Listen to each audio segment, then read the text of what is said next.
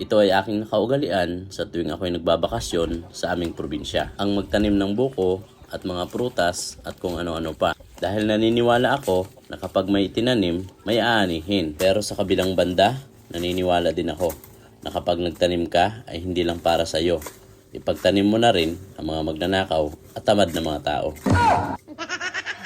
Lahat ng nakikita niyong buko ay tanim ko yan nung pandemic. Huwag niyo nang pansinin yung sayaw ko, yan yung pinagbabawal na teknik. Oo nga pala guys, yung tinatanim kong buko, dwarf nga pala yan. At binili ko yan kay Ma'am Elsie Alatiit. Ma'am, shout out sa'yo. At ito na yung buko na binili ko sa'yo, tinatanim ko na. Abang-abangan mo na lang, after 3 days mamunga na yan. Joke lang.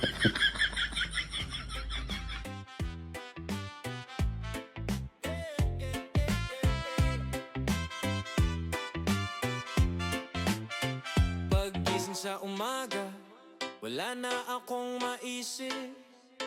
Tumingin sa paligid, sarap ng pakiramdam. Guys, magtatanim tayo ng Mombasa grass. Ayan.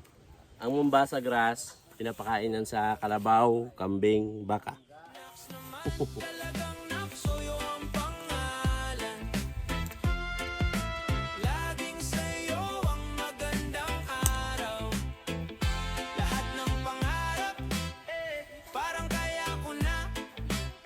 Sama-sama tayo, tuloy lang sa buhay. Sa bawat hakbang, umaasa sa mga pangarap. Guys, pagkatapos ko magtanim ng Mombasa grass para sa pagkain ng kalabaw, nagpatulong naman ako kay Papa para ayusin namin ang taniman ng aking asola.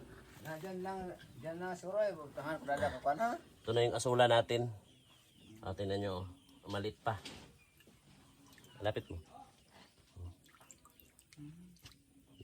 Malilit pa.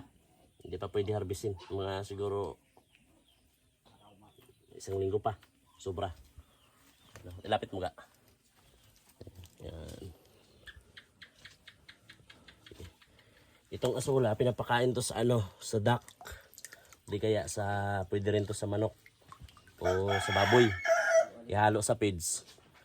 Tapos ito na pwede na pakain.